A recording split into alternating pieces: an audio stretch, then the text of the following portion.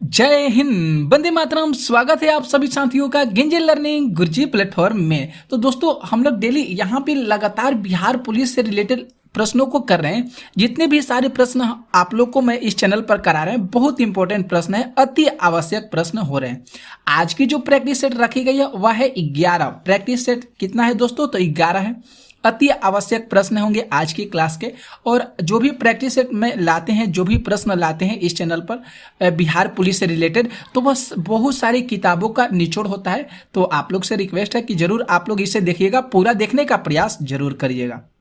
और आप लोग से एक और निवेदन है दोस्तों कि आप लोग इस चैनल को सपोर्ट कीजिए, जितना हो सके आप लोग इसे शेयर जरूर कर दीजिएगा। तो देखिए, 391 प्रश्न, बहुत अति आवश्यक प्रश्न है। 391 प्रश्न है दोस्तों कि रामकृष्ण मिशन की स्थापना किसने की थी। बहुत सुंदर सा प्रश्न है ये।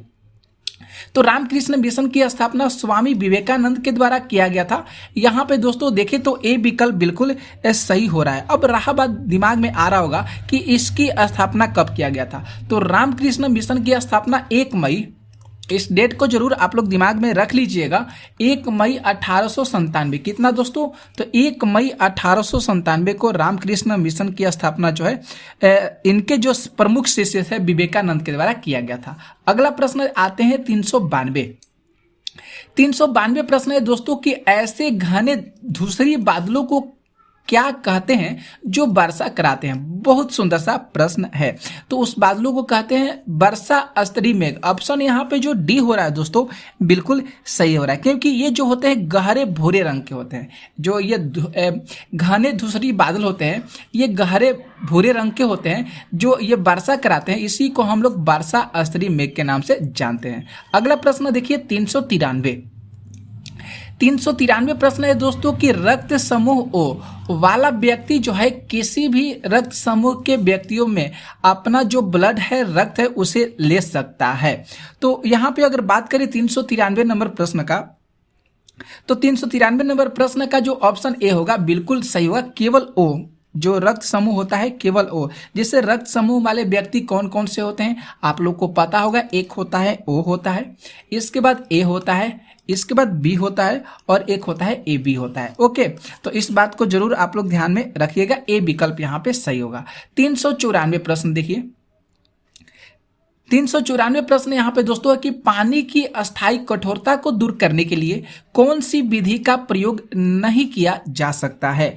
तो पानी की अस्थायी कठोरता को पूछा गया इस प्रश्न। तो यहाँ पे देखें तो विकल्प के अनुसार जो डी विकल्प हो रहा है दोस्तों बिल्कुल सही हो रहा है, उबालना। ये बिल्कुल सही है। पानी की प्रश्न में बोला है कि पानी की अस्थायी कठोरता को दूर करने के लिए कौन सी विधि का प्रयोग नहीं किया जाता है। तो उबालना, जो ये उबालना जो है किसी प्रकार की विधि नहीं है, इसीलिए यहाँ पे डी ऑप्शन सही हो रहा है।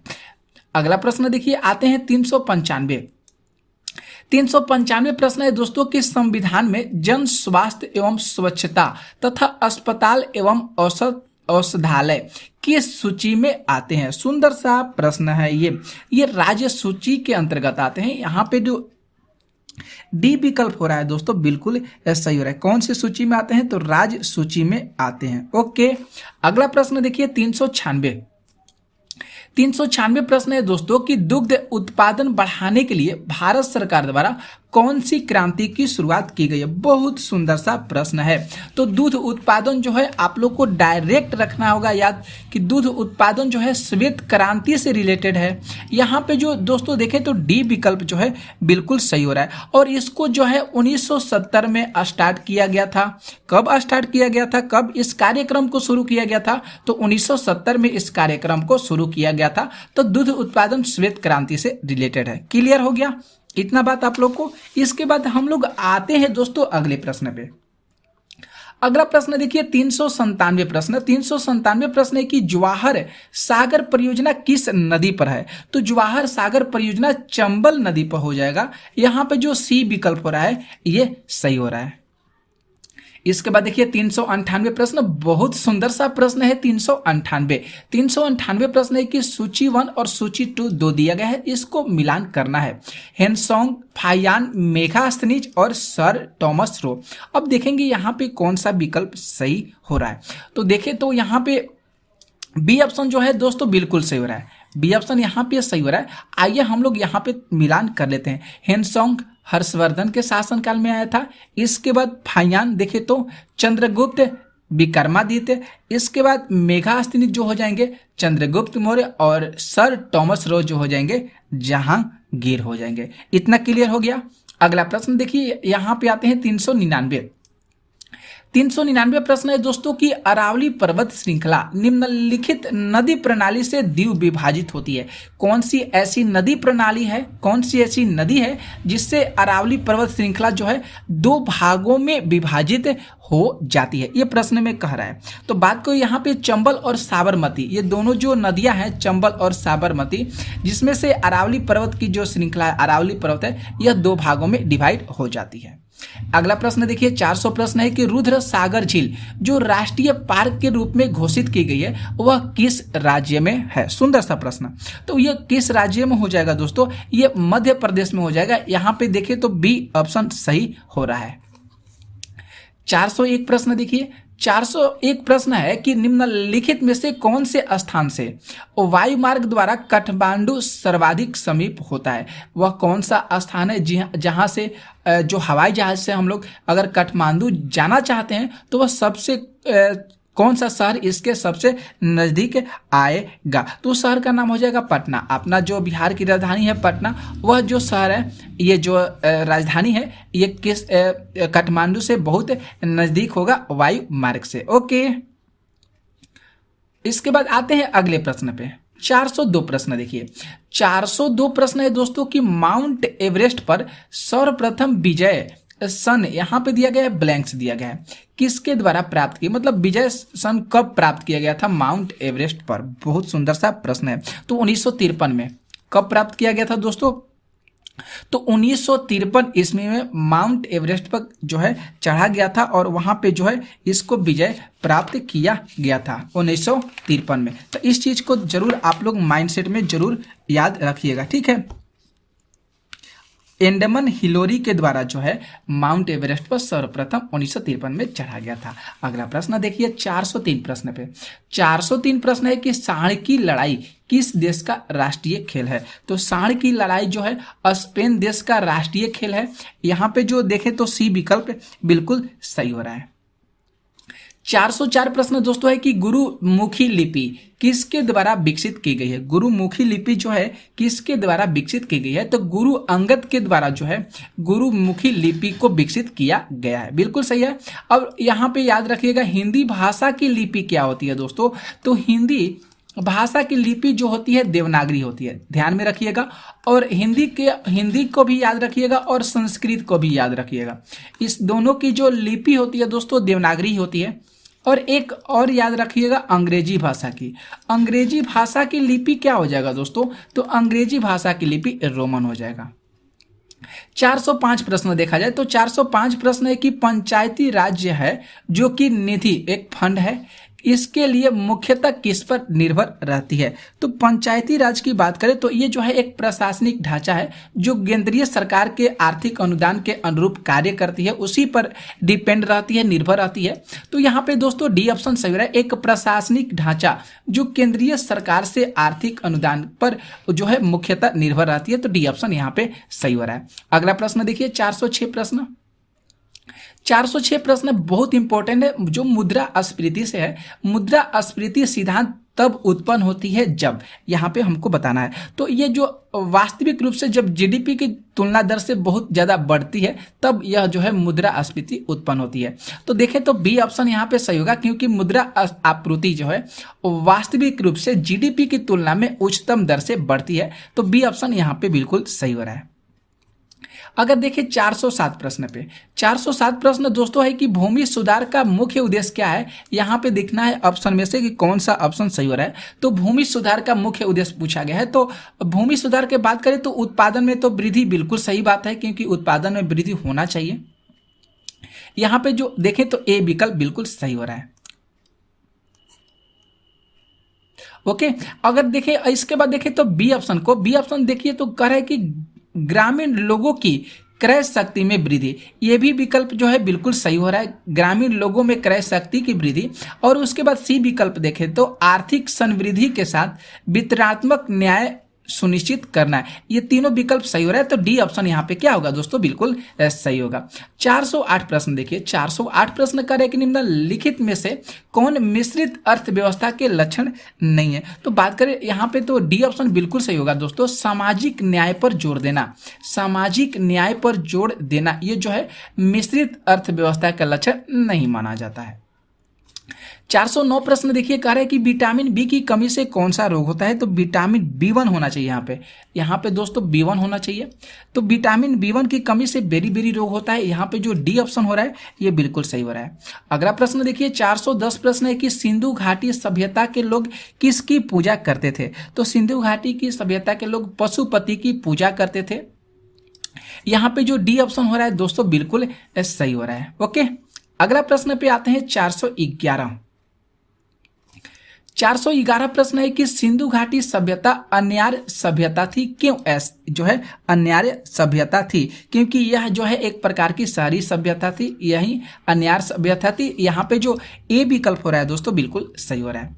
412 प्रश्न देखिए, 412 प्रश्न है दोस्तों कि मनुष्य में गुणसूत्रों की संख्या कितनी होती है। मनुष्य में गुणसूत्रों की संख्या 46 होता है। अगर जोड़े की बात करें कि इसमें गुणसूत्रों की संख्या कितना जोड़े, तो 23 जोड़े जरूर याद करिएगा, कितना जोड़े तो 23 जोड़े। ओके, अगला प्रश्न देखिए 413, बहुत सुंदर सा प्रश्न है दोस्तों कि निम्नलिखित में से कौन सा गीत महात्मा गांधी को इतना प्रिय था कि उन्होंने लिखा था, यह अकेला गीत मुझे प्रोत्साहन एवं बल देने में पर्याप्त है। यदि मैं भगवत गीता को भूल भी जाऊंगा तो यहाँ पे कौन सा विकल्प जो है सही हो रहा है। बहुत सुंदर सा प्रश्न है, तो यहाँ पे बी ऑप्शन बिल्कुल सही होगा, रघुपति राघव राजा राम।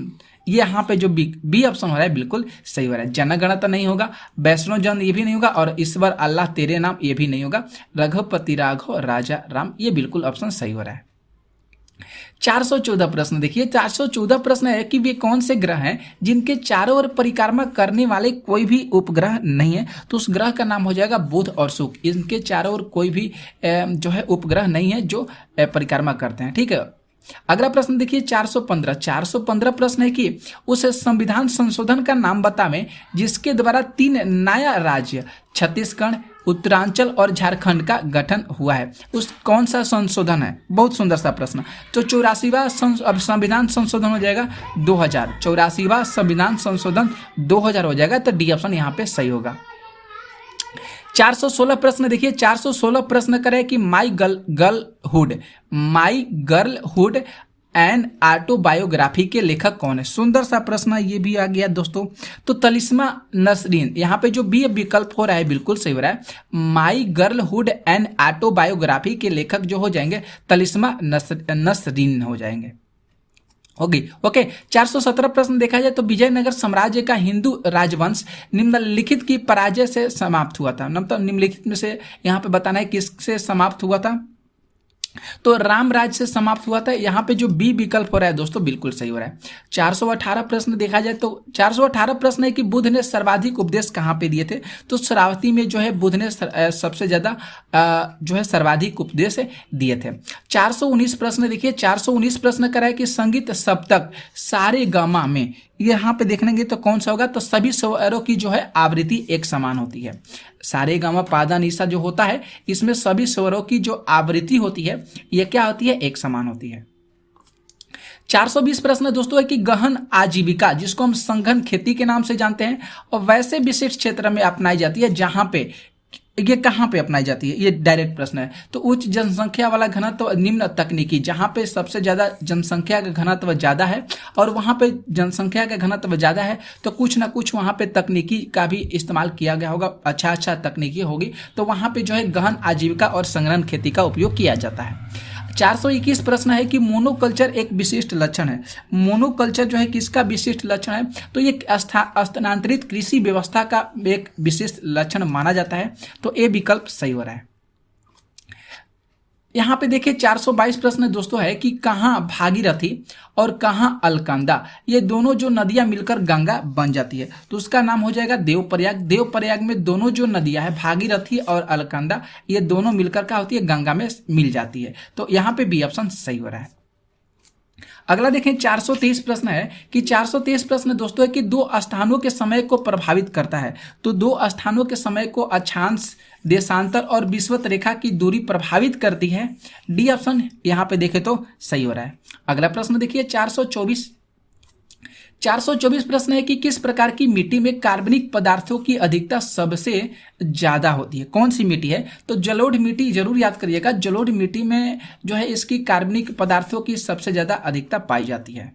425 प्रश्न देखते हैं दोस्तों, और आप लोग को बहुत अच्छा लग रहा होगा ये सारे प्रश्न। 425 प्रश्न है कि किस फसल के लिए पानी की अधिकता आवश्यक है लेकिन जमाव नहीं होना चाहिए?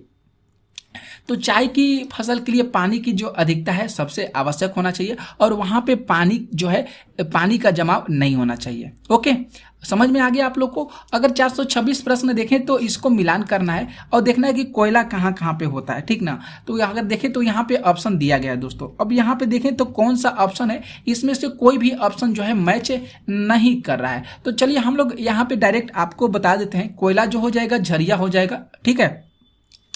इसके बाद लोहा राउरकेला, लोहा हो जाएगा राउरकेला हो जाएगा। लिग्नाइट कहाँ पे होगा दोस्तों? तो नवेली में हो जाएगा, और अभ्रक जो हो जाएगा हजारीबाग में हो जाएगा। क्लियर हो गया? ध्यान रखिएगा आप लोग ऐसे प्रश्नों को जरूर। और 427 प्रश्न देखिए, राष्ट्रपति का अभिभाषण तैयार किया जाता है। तो राष्ट्रपति का अभिभाषण जो है दोस्तों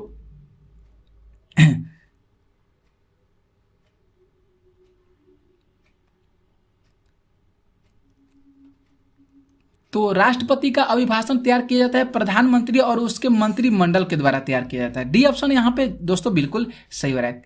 राष्ट्रपति का अभिभाषण तैयार किया जाता है मंत्रिमंडल और उसके प्रधानमंत्री के द्वारा। 428 प्रश्न देखिए, कह रहा है कि राष्ट्रीय आपातकाल के समय लोकसभा की अवधि को प्रथम बार राष्ट्रपति द्वारा कितने समय के लिए बढ़ाया जा सकता है? तो 6 महीने के लिए बढ़ाया जा सकता है। बी ऑप्शन यहाँ पे सही हो रहा है।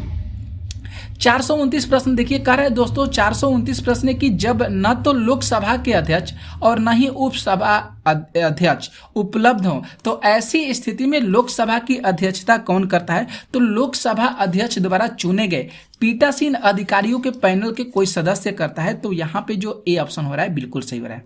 यहाँ पे बात करें 430 प्रश्न है कि टर्की की राजधानी कहाँ पे है? तो टर्की की राजधानी अंकारा हो जाएगा। ए ऑप्शन बिल्कुल सही होगा। 431 प्रश्न डायरेक्ट कह रहे हैं कि विश्व जल दिवस कब मनाया जाता है? तो विश्व जल दिवस 22 मार्च को मनाया जाता है, और बिहार दिवस भी दोस्तों 22 मार्च को मनाया जाता है। 432 प्रश्न करें कि कावेरी जल विवाद के निपटारे के लिए गठित कावेरी जल न्यायाधिकरण का गठन कब किया गया है? तो 2 जून 1990 को किया गया है। ए विकल्प यहाँ पे सही हो रहा है। 433 प्रश्न है कि गौतम बुद्ध के संबंध में सभी कथन यहाँ पे सही है। कौन सा कथन यहाँ पे देखें तो सही है? तो उन्होंने ज्ञान की प्राप्ति राजगृह में हुई थी। यहाँ पे डी ऑप्शन सही हो रहा है। 434 प्रश्न देखें तो कह रहे हैं कि 434 प्रश्न नर्मदा नदी के संबंध में सभी सही है, यहाँ पे सिवाय किसके? तो यहाँ पे बात करें तो बी ऑप्शन, इसके किनारे महाकालेश्वर के क्या है? मंदिर है। तो इसलिए यहाँ पे बी ऑप्शन सही हो रहा है।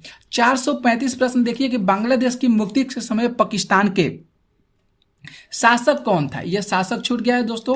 बांग्लादेश की मुक्ति के समय पाकिस्तान के शासक कौन था, ये हमको को बताना है। तो उस समय जो शासक था यहाँ खान, यहाँ पे जो बी विकल्प हो रहा है ये सही हो रहा है। और 436 प्रश्न आते हैं कि इंडिया डिवाइड के लेखक कौन है? सुंदर सा प्रश्न। इंडिया डिवाइड के लेखक डॉक्टर राजेंद्र प्रसाद हो जाएंगे।